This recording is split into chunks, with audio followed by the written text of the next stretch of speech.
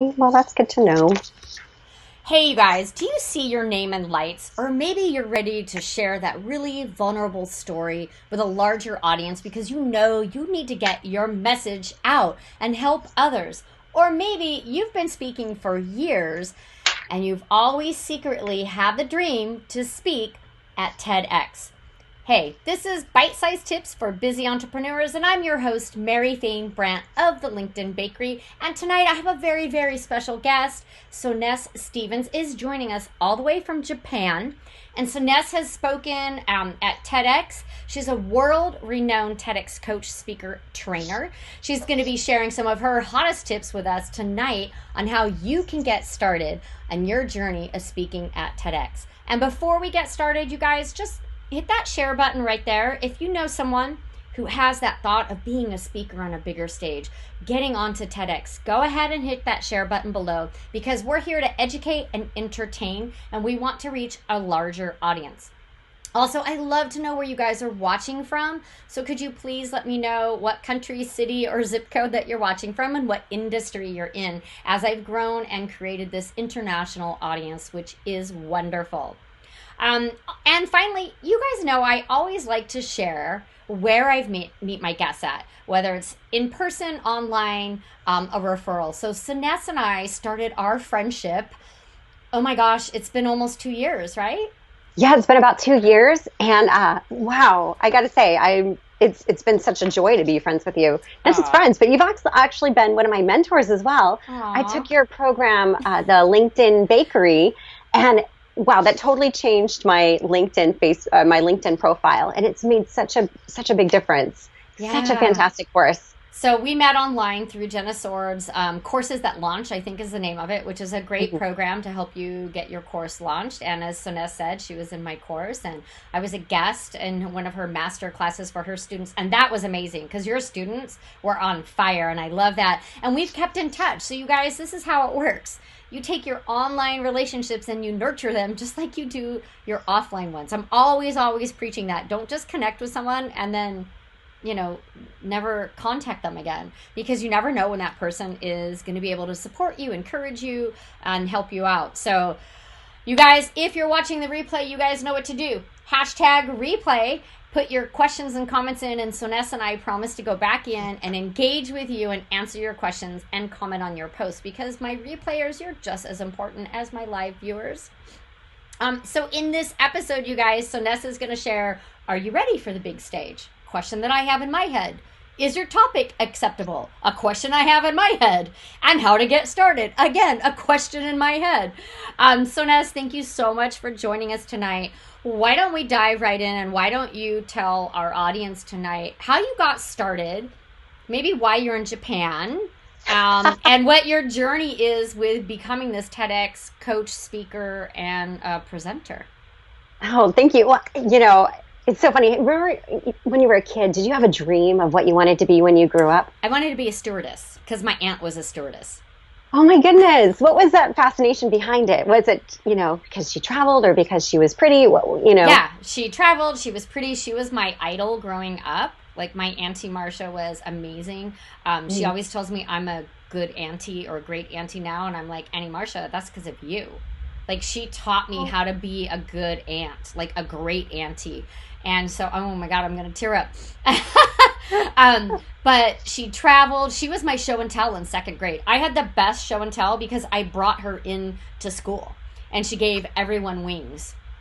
oh, that is the best. You had the best auntie. My aunt's name is Marcia as well. Ah. So same lady. No, maybe we're cousins. Actually, it is funny because I in one of Jenna Sword's courses, I also made following your steps of making relationships.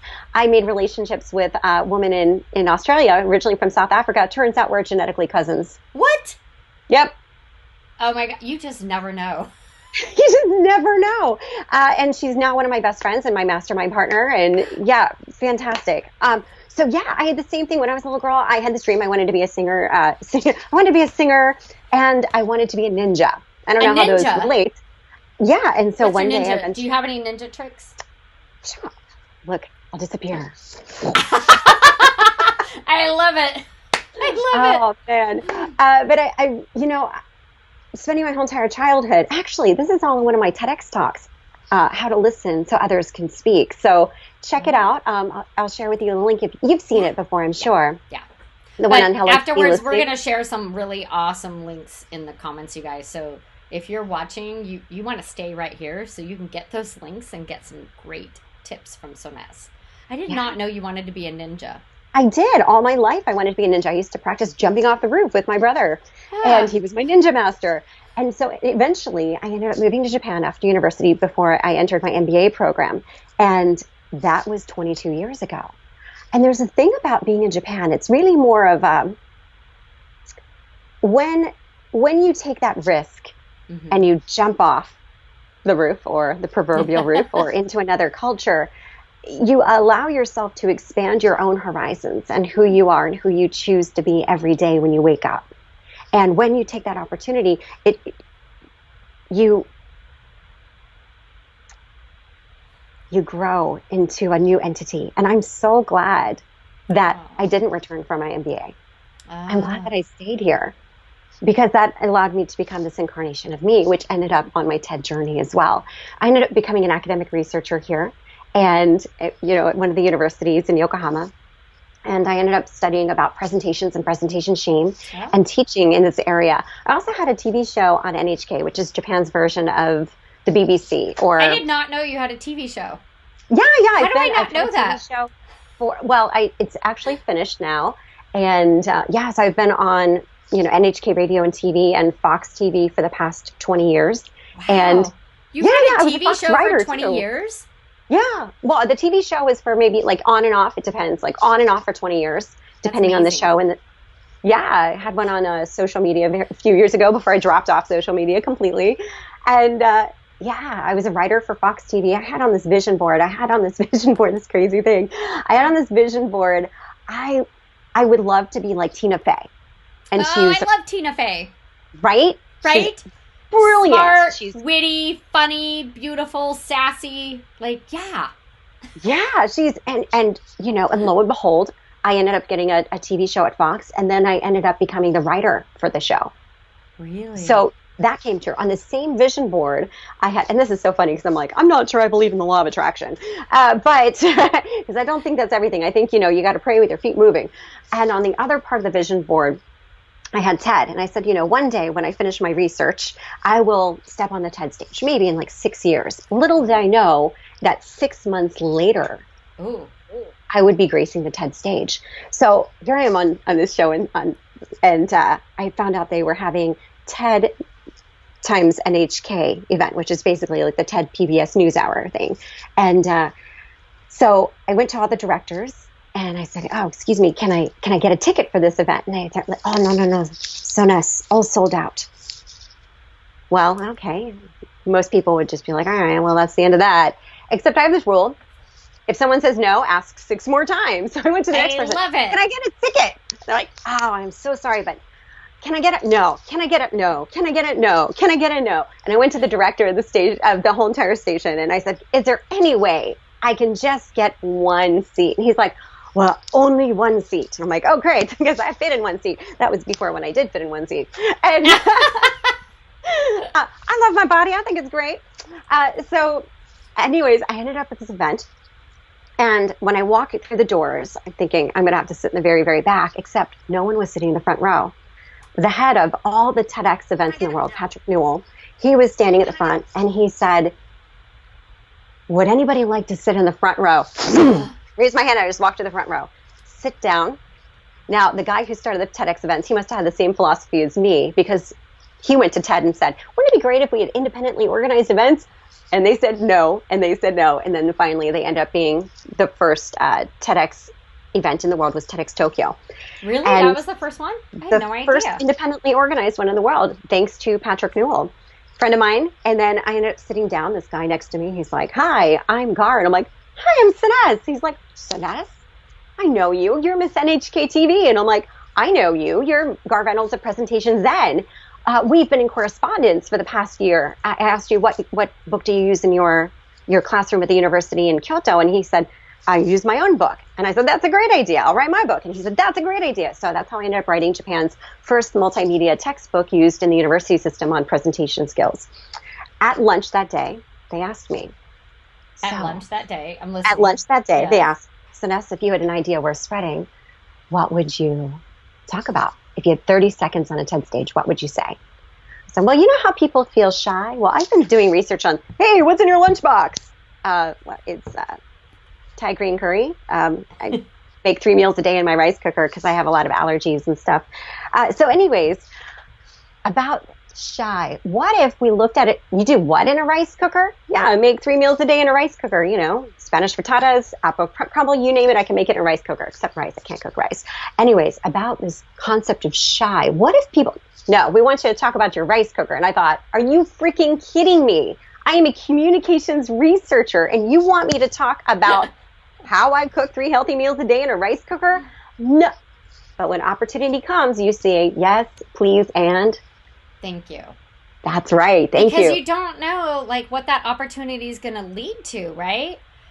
I feel like you just have to be open-minded, and it might not be the path that you carved out in your mind that you're going to go down. But when that opportunity knocks, you say yes, even if you're busy, right? Like I'm just thinking of my next week and how busy I am because I'm a co-host of an international online LinkedIn Summit Get Clients thing.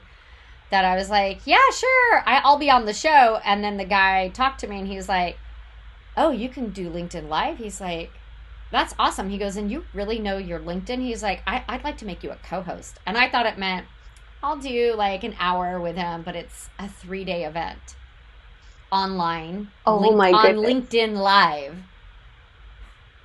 What? But it's an opportunity.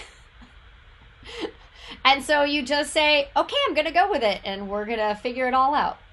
Yes, please, and thank you. When you take that opportunity, just like you did, Mary, it's expanding your horizons again and again. That's what we do. We become risk takers, and I like that's where the great. Yeah, that's where the great stories come from. I mean, how many times have you taken a risk and it's been amazingly awesome or turned into an amazingly awesome story later because you got kidnapped in Vietnam, you know? Well, I haven't been kidnapped in Vietnam. Did go on a very wonky ride in Puerto Vallarta with a bunch of people in a broke down Ford Explorer. We made it to our destination, but it's a story for another show. Maybe we'll just call that Mexico Rides. But yeah, you know, you have these experiences and they're going to be good, bad, or ugly is what I like to call them. And even if they're ugly or bad, that doesn't mean that it wasn't a good one. Does that make sense? Because I feel like you can learn from it. Yeah, absolutely. And I think that's what a lot of, I also do stand-up comedy, and what a part of my stand-up comedy is about social justice. And when we do have experiences, we can stand up and learn about them. And when I do stand up, it's not just like, hey, I'm going to stand up and be funny, because I am funny. But but it's also about standing up and making a difference in the world. And that's what I believe we do when we're having these experiences in Mexico or Vietnam, or saying yes, please, and thank you to talking about the most ridiculous thing in the world. Like, how is that an idea worth spreading? Are you kidding? Turns out I could have been the Instapot lady. But, you know, I let that go. I know, because I went focusing, you know, I still continue to focus on presentations and presentation shame. And, you know, I'm published in academic journals. And, you know, that's always been my focus. And keeping that focus is important for me. I don't think I would have been satisfied. Well, maybe I would have been a bazillionaire, but if I'd been the Instapot lady. But when we think about it, I think that's the most intimidating thing about speaking at TED or TEDx. Like, do I have an idea? What is an idea worth spreading? And, you know, here I thought I got this brilliant idea. One day, 6 years in the future, 6 months later, I'm on a TED stage, not a TEDx stage, a TED stage with Chris Anderson there, and talking about the most ridiculous concept. And I've developed a system. I've broken down the TED Talks into 5 different kinds of TED Talks. You know, most people think about the quintessential TED Talk, your body of work, or the solution TED Talk, or, you know, how to the life story, or the one that's going to inspire and motivate. But there's also not the be all end all style talk, and that's my rice cooker. Right. The world will not end if people don't know how to use a rice cooker. But the same thing is, one of the most popular talks in the world is, have you seen this? No. How to use a paper towel. What?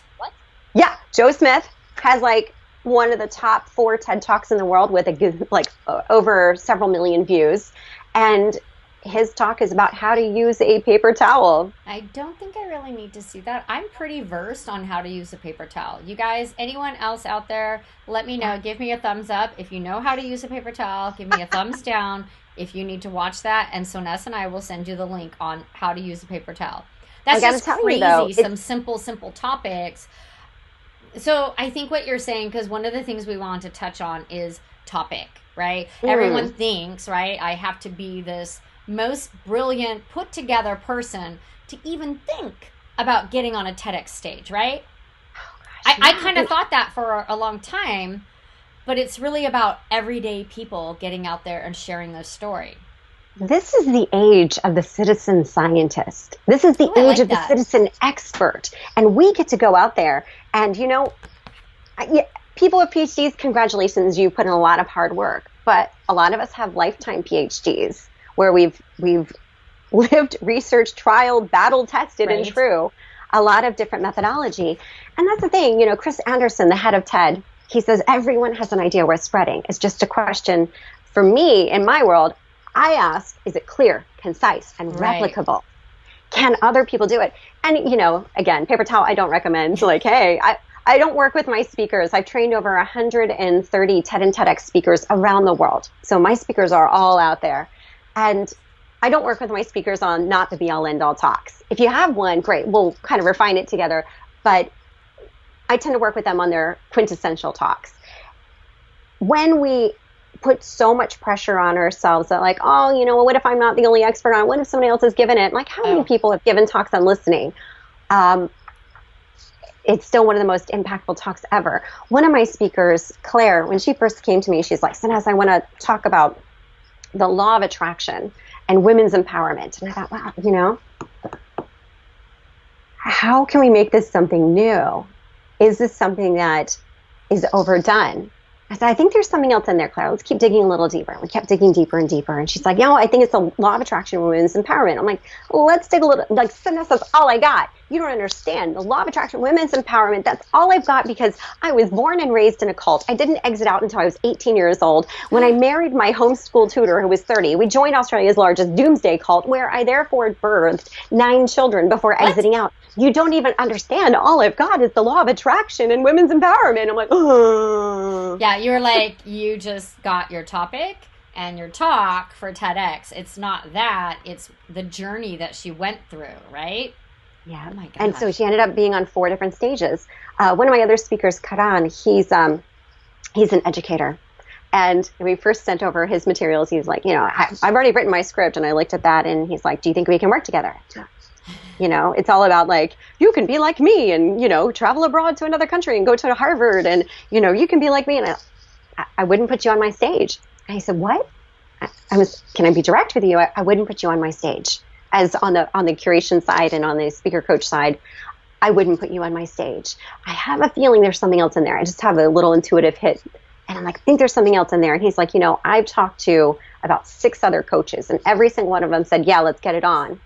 And you're the first person who said, I'm not sure about that. I don't think I wouldn't put you on my stage. And I can't work with you in this idea. And he's like, I want you. And so we work together. And it turns out we start working. And this is the thing. We start to work on what your values are. And a lot of people start with the idea. And when you start with an idea, it becomes very heady. It becomes what you think other people want you to say. And yeah, it's an idea, but it's not always worth spreading. But when we start based on our values, who are you? What do you believe in? What do you stand up for? What's important for you? What are you willing to take a stand for?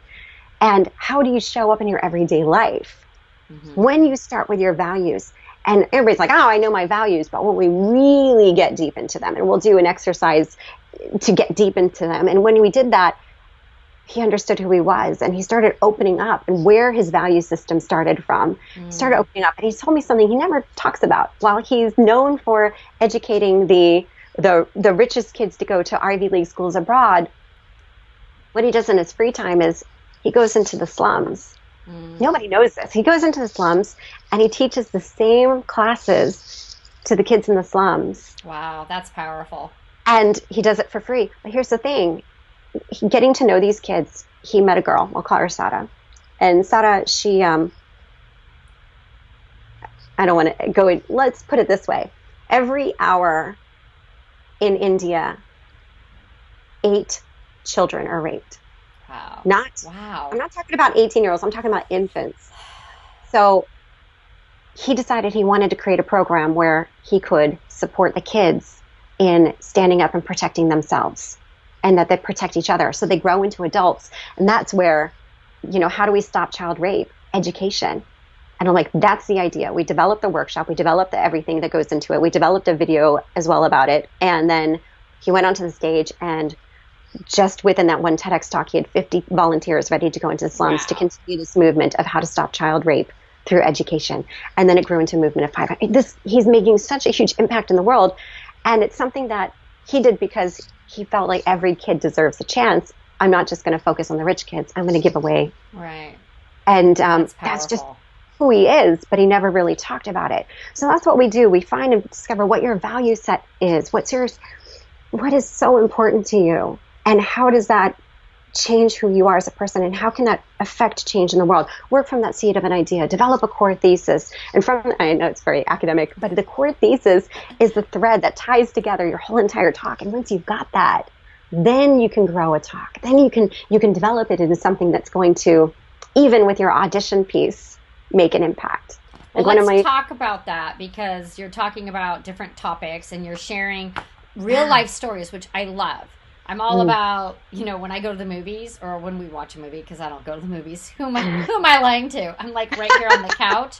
I'm like, why am I going to a movie? I can rent it for $5 and watch it on the couch, right, in my jammies. But my husband will find a movie. He'll go, oh, you're going to like this one. I was like, oh, okay, what? He goes, it's based on a true story. I'm like, okay, you've got my attention. When a movie is based on a true story, I will sit there and be like, wow, this is amazing. This actually happened. Versus a movie that's a comedy that, which I like those too, but something about when someone's telling you a true story, it's mesmerizing to me. It resonates with me, and I can feel their emotion come through. Oh, it's huge, isn't it? It's that a massive amount of heart. And that's what we connect and relate to. People talk about the power of story all the time. And that's the power of heart. It is the power of heart. The power of heart, you guys, not the power of story. Your story's got to have heart. Okay, that is like a light bulb right now. Your story has to have heart, or it's not going to resonate. I really feel like it has to have heart. It's not the power of storytelling. It's the power of the heart in the storytelling. That's actually one of my keynotes. Oh. The power of emotion. I'm such a good student. Look at that. I just learned that. Look at that. Boom, right on it. Yeah, and that's that's one of my keynotes I travel around the world with, and it's really interesting to see. Everyone has the ability to become a great storyteller. We all were storytellers as kids, and we think we're fantastic storytellers as adults. Captivating is the part that we can bring them into, bringing in the neurology and making that connection so that we've got the Wi-Fi of the brain just neurosyncing with everyone there. Don't you have to have emotion, or you have to connect with your audience on an emotional level to really... Absolutely. Right, to have them engaged? And here's the interesting thing. It's got to be you in that emotional level. So for me, I'm more of like, yeah, here I am, I'm on the larger side. But one of my speakers, Brian, I'm so proud of him. Oh my goodness. Okay. So good news for Brian. Brian just got booked. I'm not going to say which event. Okay. Yeah, don't blow it. Right.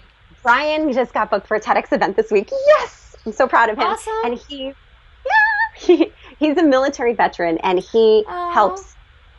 He works with other military veterans in the tech world to transition, because transitioning for vets is hard. Job placement, not hard. Transitioning and feeling like you fit into a new uniform is the harder part. Right. And for him, he's not a super emotive person. So when we designed and crafted his story for his audition piece, we had to design that in mind. Who is he? He was like, this Marine guy. He's buttoned up. I'm not, no emotion. These are the rules. We're going to follow them. That's what you do. Yeah. At the same time, he's a great storyteller. It's just a different kind of storytelling. And so we also have to tap into that and respect who you are. And that's the thing. We think there's so many hard and fast rules, but when you work with when you work with a coach who's going to listen and hear who you are and right with you in that, right in the zone with your style, then not just right, but the right, it's all over the place, all over the space there. But I think that's important too. You have to respect who you are. It's like one of my speakers, Justine, she's a therapist and she teaches the Brene Brown method. She's a Brene Brown facilitator. And she's very emotive. So in her two TEDx talks, we focused on refining and making sure that she was connecting with herself and connecting with the audience, but also being the larger emotive side of her. Whereas for Claire, when Claire went up, she's very stoic.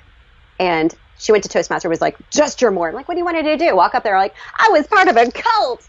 And then like throw her arms up like she was on the cross, like Jesus? No, like you just got to be who you are, because when you walk off that stage for the interview, people are going to be asking, well, who's that person? Right. What happened to the Disney princess who was on stage, or the emotive? So you're telling people to be who they are on stage, and who they are in real life, that they need to be the same? Absolutely. Yeah. I mean, you're going to ounce it up a little bit, because you're not always going to go in there and like, okay, well, I speak very quietly. Right. No one's going to hear you in the front row, but it is a matter of you being connected with yourself. If you are connected with yourself, you're based on your value set, then you can craft a talk that is who you are, not who you're expected to be. These templates, you don't fit into a box. Everybody's like, oh, Soness, where's the template? You don't fit into a box. Why would your talk fit into a box? This is ad libs. This is you, and this is who you are, and you are the only one in the world who can share this idea like you can. Right.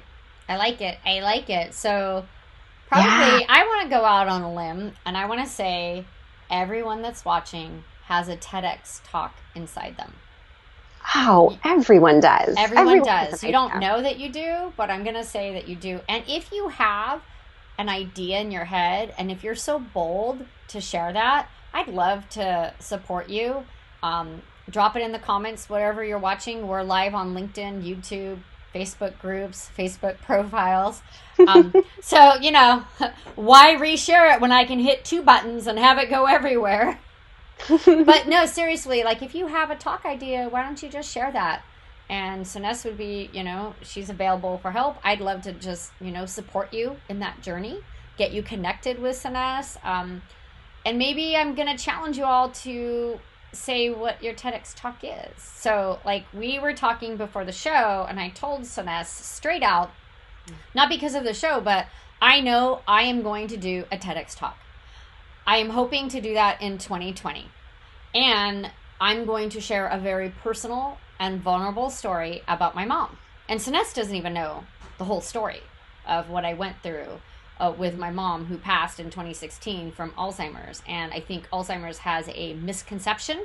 It's a disease that people forget. Like, oh, that's the disease that old people get. And they forget, when the reality is at the end, they die because their brain doesn't tell their heart to pump. Oh. And when you learn that, you're like, oh. And someone who has ever lost someone from Alzheimer's, they also say you have to grieve twice.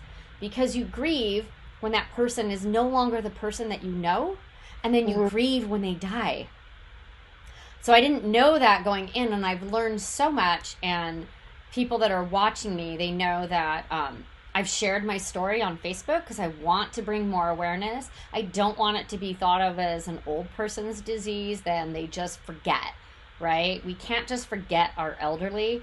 There was a woman in the nursing home that was 35 years old that had early onset Alzheimer's. And her I don't know what her situation was, but I'm like, I get it. I had to put my mom in a home at one point, and that was probably one of the hardest days. That and when she went missing for 6 hours. So my mom was that person on the news that had SWAT team out, and they were searching for her, and it was a rainy night, and she just had her toe amputated less than 2 months before. So like, seriously, the story is powerful and emotional, but the reason I want to tell it is I want people to know they're not by themselves. I want them to know certain things that you can do to prevent, to keep the person with Alzheimer's safe. I wish I had known these things, and I just want to bring more awareness to it and help find a cure for it. So we donate 2% of our sales to the local Alzheimer's San Diego. That's like from day one, give back. So. Oh. First of all, thank you so much for sharing that story, Mary. It's so hard to lose someone you love so much, that person who influenced you so much in life, and to watch them deteriorate and not be who they used to be, that person that you look up to, that person that you would best friend, turn your mentor, to. You know, my mom, oh my gosh, I have crazy stories of us. And, you know, we fought, we have those stories, and my friends all loved her. Like, she was a great mom. And so, yeah, that was really hard. So we have some comments that I really want to share. So Megan Powers joined us. Just based on everything she just said, my head went to something around being the youngest of 9 children. I did not know that, Megan. I know Megan. And that crazy journey that started with being born on the living room couch, of being of a certain age and having never been married and having contentment. I wrote a little piece about this. Oh, she put her link. That's, you know what? Thank you, Megan, for sharing. I'm going to read that afterwards. She also said, that's amazing. 100%. That is powerful. You have to tell it. I know in my heart, I have to tell that story. I also have to get to the point where I'm not blubbering, right? I'm just at that point where, look, I could tell it without crying. I'm tearing up, but I'm not crying. Yeah, it's a balance line, and that's actually sort of my wheelhouse, is the how to talk with the how to give a TED talk that could be possibly traumatizing or triggering for you or for the audience.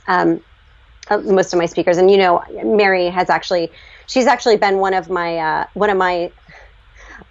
sounding boards when I gave a talk on miscarriage. What do you say? And so most of my talks, like, I gave one on a rice cooker. The rest of them might have been about mental illness and listening. You didn't do a whole series on rice cooking? I'm sure they called you back and said they want 3 more. I bet, right? And miscarriage, what do you say? And how do we have dialogues about loss and grief, and without being on stage in a blubbering mess, or without doing what I call stage therapy. And stage therapy is when the audience feels like they need to reach up and hold you, because like, right, see? You know, but you can still convey the emotion and have it reverberate through the audience. And that's a huge point. And it takes time to really be with it and sit with it and create with it. And I know for the miscarriage talk, Mary knew this, it took me over a year to develop that talk. And that included interviewing more than 600 women who had also suffered from baby loss, and hearing their stories and quantifying and qualifying and taking qualitative data and trying to understand, what is it that people really need to say? What do you say when someone is experiencing loss or has experienced loss? And how can we be more present with people who are in pain? And so for you, Mary, as you step up and look at 2020, and by the way, you've got to start looking about a year in advance. Right, and that's number 3. So that's a great segue. One of the things that we want to cover, because something that everybody asks is, how do I get started? And I've heard it's like it could take 2 years, is what I heard. Up to 2 years. Yeah, you know, it's interesting. Some people say it can take up to 2 years. My speakers tend to get booked pretty quickly. That's because they're working with you, and you have the secret sauce, and you help them put it all together. And they work so hard, like really, really hard. Like we spend a good eight sessions, the first sessions, just to work on their audition piece, and you know, working on their seed of an idea. Let's talk about that. So you have to audition. Yeah, so you work on your seed of an idea all the way through the core thesis. We build an audition piece, and each event has a different time length, so we work on that as well. And then as we develop and work through the application, I know one of my speakers, he was like, I'm good. I got it without the application work. You know, I'm an academic, so I got the application part. And with a great audition piece, he still applied for events. He applied for 13, but didn't get any of them. Wow. Because the application is also part of the process. So we work on that as well together. And once he was like, okay, I relinquish, like, help me on this application piece. He got booked for 3 different TEDx events within a matter of 2 weeks. Wow. So it is a matter, there's a good balance of the two. Like my speaker, Sandy, she was like, yeah, I think I'd like to, you know, she was kind of toying around with TED or TEDx. She's like, well, let's just play around with it for a while. Like, we'll work on the audition piece and then see what happens. And the more that she got into the process, she's like, yeah, I was thinking maybe about 2020 or, later that year. And her audition piece is fantastic, actually quite hilarious. And she's talking about codependency. Oh. And she just did an open mic, and she just got selected. I'm not going to tell you what event. I'm not going to tell you a name, but she just got selected yesterday. Got the acceptance letter. So what I'm hearing is that your clients land the stages. You work with the clients, and your clients work really, really hard, and they land these amazing opportunities, right? So I'll be working with you. I can't guarantee, but I will only take on speakers that I think. Yeah, we can't guarantee anything. We'll sit down and we'll have a conversation. I know you, Mary. I've known for a while you've got a TED Talk in you. But, I will be very direct with you. And when we talk about it, I'm like, okay, I think you've got an idea, or maybe it's worth exploring, or go back and do this. I have 7 questions for an idea worth spreading, which is in, if you go over to yourspeakingjourney.com, you can just go and download a free mini course. Well, it'll come to your inbox over 7 days. I don't email my list very often. In fact, pretty much never. It's like, here you go. I never get anything from you, hardly. I know. But you guys will go in, and we'll put that link later. So Soness has a little freebie for you guys at yourspeakerjourney.com, and it's Your speaking journey. Yourspeakingjourney.com. I will go in after the show and put that in. And what is that? That's an email that's going to come every day? It's a video course. So every day for 7 days, you'll get videos. Also download my roadmap to TED, and it's a great roadmap. It'll be a checklist for you to go through. And if you have any questions and you want to find out, do I have an idea worth spreading? Let's connect and let's find out. And I'll be very direct with you. If I think, okay, you have an idea, let's look at this direction. Or if I think maybe you need to go back and work on this, and this. Like one guy, he said, I think everyone should I think everyone should study civil engineering. And like, okay, well, tell me more about that. He's like, well, if there's a natural disaster, civil engineering is why everything falls apart. So everyone in the world should study civil engineering. I'm like, what have you done about it? He's like, nothing. And I'm like, go back and do this and come back and talk to me. It's just a matter of doing certain steps, making sure that you have an idea worth spreading. And that's important. And it's important to have that honesty, that directness. Like I hope, and that's what I love about my speakers. They're my best friends. I love them so much. They work so hard, but they're very open, and we have a very open dynamic like that.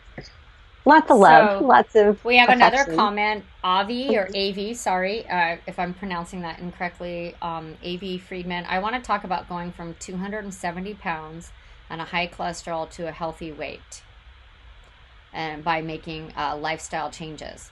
So everyone, sure that's been done, right? But everyone has their own spin on it, and everyone has their own story. So I think one of the things that happens, and I know this happens with me, I was asked to write a piece, Megan, for Social Media Examiner. She knows who I'm talking about. And I'm like, everybody's written about LinkedIn. I was like, how can I, every time I have an idea, the next week I see an article about it. I'm like, well, I can't, what am I going to write that's any different? And my business efficiency coach, Evie, she's like, you put your spin on it, because you're absolutely right. Everybody has written about everything there is, like on social media. It's all been done, but you have to own it, and you put your own spin on it, and then it's your own article. So when it comes to speaking, we probably think everyone has spoken, right? Everyone's done that. Everyone's done Alzheimer's. Everyone's done seniors. Everyone's done miscarriages, right? But it's about sharing your story, your journey. I love, that's in your brand name, and putting your spin on it, right? Am I right? Yeah, absolutely. It really is about you figuring out who you are, that value that you have. Once you start your idea, not with just the idea, but work with the value set. Once you work from there, and it's a little different. Like the process that I use is very, very unique. Obviously, I'm very Japan influenced. I've lived here half my life, so 22 years. What does that mean? When you say Japan influence, I'm going to think that it's very strategic and like listed out. And look, I'm doing the box thing. It's a box. I noticed that you have a bento box here, but it's actually quite a creative process, and it's organic. Okay. So we work with a lot of organic. We work with a lot of creativity. John Cleese, the comedian. Do you know Monty Python's Flying Circus? John Cleese, he says, I don't know where great ideas come from, but I know they don't come from my computer. So I like that. We start working that way too. We work on a very organic method. And from that organic ideation, creating through the 5 phases of innovative speaking, which are published in one of my academic journals. I think it's this one. one of them, one of them around here. But yeah, it's about really being organic with it, setting with your values, and that's what's going to make it unique. If you're just giving information and ideas, it sounds just like everyone else. I'm going to put that in the chat. Start with your values, because I think people just go straight into the story, like you said. Well, if it's values-based, then you start embracing the compassion. And with compassion, you have confidence and competence. So we want to begin from there. And I just think it's really fascinating when people start to embrace and own who they are. You know, one of my speakers, Kelly Charles Collins, she's an amazing lawyer, but she spoke on the bystander effect and how that, if it's just about the bystander effect. And are you familiar with the bystander effect? No, I can in my mind figure out what that is. Someone standing by with someone else's achieving their dreams or whatever, but tell me please what it is. Very, very close. It's when good people stand by and watch when bad things happen to others instead of stepping in. And it happens even worse when there's a crowd. Everyone just stands by. Everyone's like frozen. No one else is moving in to help that person that just fell, or, you know, that or little kid is getting beat or yeah, exactly. We're all guilty of that. When she started with her values and discovering who that was and where that began for her and her family, then she was able to create a talk that received a standing ovation. Wow. That's amazing. She owned that idea in a way that's never been talked about before. And it's led into more unconscious bias trainings around the US and being seen on a more global scale. So I think that's a really powerful part, you know, and you're not speaking. Here's the thing. My speakers don't speak because they want to speak. They speak because they have to. Because they have to make an impact on the world, to create a change in dialogues and conversations so that we can create the world that we want to live in. I like that. I like that Glory. A lot. It's not for the fame. You may or may not have a TED Talk like Karan that gets 1 million views, or you may have a talk on miscarriage that, you know, has a couple thousand. But those people, it's not how many people are watching. It's that you're making an impact, or you're affecting their life. You're impacting their life, whether it's one person or 1,000. It's who's listening. Yeah, I totally agree with that. That one conversation at a time, whether it's an audience of one, like we're talking conversationally today, or an audience of one and one and one and one exponentially. Right. I love that. I love that. Thank you, Soness, for sharing all this. You know, I'm a huge fan of yours, and I know that one day I'm going to be working with you on my TEDx talk. I know I have one in me, but I know that I need help, right? I know, like, I have one in me, but I need the steps, right? I don't know the first thing about going about applying and the audition and how long it's going to take. And I know I'm going to have to be at a point, right, where I can put in that work because I want to deliver an amazing talk. So I know that I need a coach to get me onto that stage. It'll be easier with a coach, right? Because I'm always like, hey, you guys, you can do your own profiles. You don't need me. You'll get frustrated. It'll take you 6 months. You'll probably do something wrong. But I'm always like, yes, we can all do our own things. DIY it, do it yourself, right? Oh, who's that? This is Nikki. Nikki, say hello. Hi, Nikki. Hello. I've never had a cat on the show. That's adorable. Yeah, she just needed a little love. Don't we all? Fine. Yeah. Don't we all? She usually uses her words. I'm surprised she didn't say hello. Oh, wow. She doesn't need it. So, yeah, I agree with you. And Mary, as you say, you know, if you want to get there, developing your ideas is more like, yes, I hear you. Hi, sweetheart. Yes, you wanted to be part of the conversation too and part of the change in the world. She has a TEDx talk in her. She does. And that's the thing, you know, I agree with you, Mary, as you were saying, you know, having this idea. And that reminds me of somebody who came to me as well. Like, I have this idea, and I listened to the audition video, and she kept wondering, why do I keep getting rejected? And the idea did have potential. And there were some thoughts that one might latch on to, but it wasn't very clear. That's right. Yeah. I think that's the biggest struggle is not being clear when you're presenting. Yeah, she's absolutely.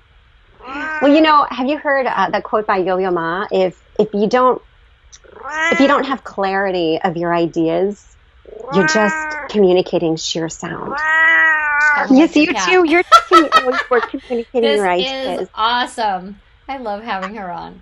No, I, you're I'm right. Like, and that's why, I always tell people, like, you can do your own profile. You can do your own Facebook page. You know what? If you want to learn to play golf, you can go do it on your own.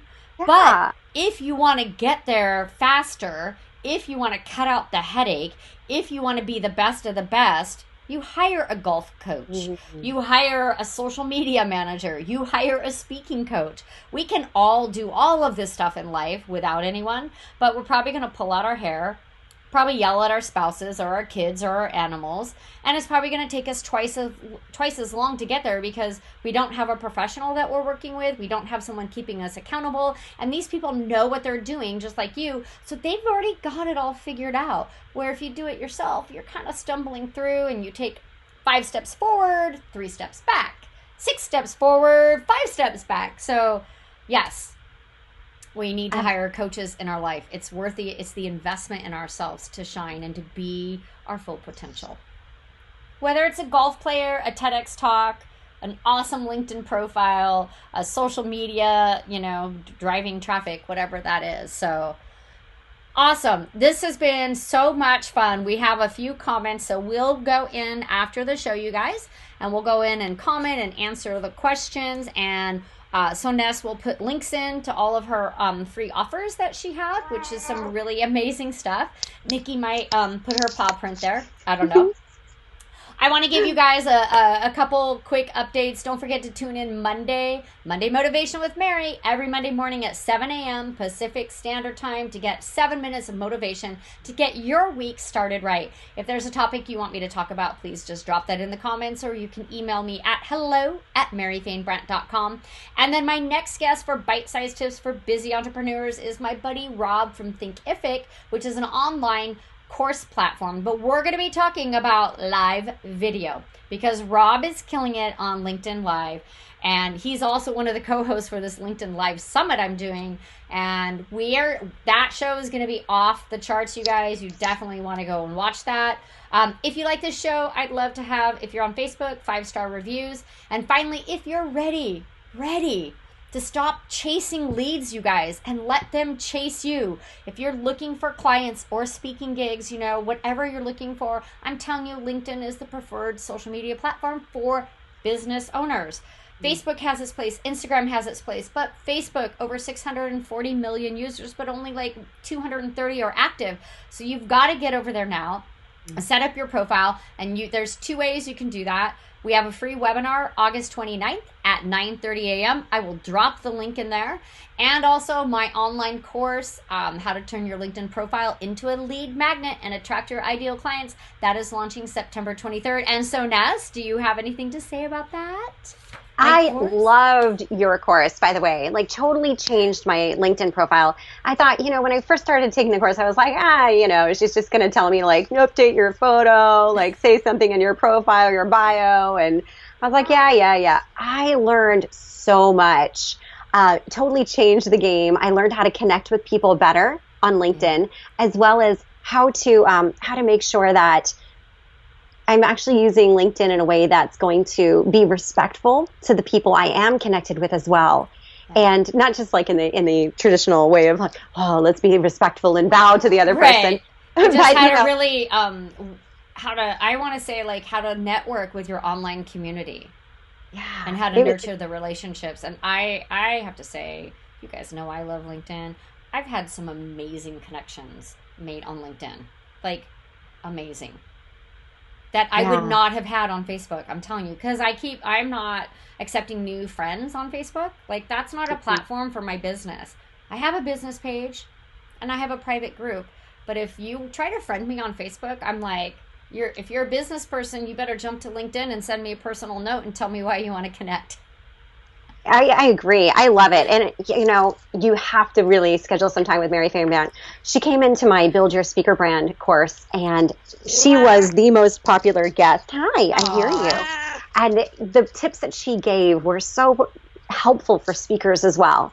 I mean, everything on there is designed so that you become a better speaker as well, too. So, Mary, I got to say thank you so much for that program. It's the best. I really do want to do a review because I have not been as active on social media recently. So I want to go back and do a review. I want to learn more about LinkedIn Lives. I want to learn more about how to become better at just connecting with people on LinkedIn because things have changed. More people are moving over to it. And thank you so much. I'm so excited to join the course again. Oh, yay. I'm so excited that you'll be joining us, you guys. And Megan was like, yes, because Megan's in the social media industry.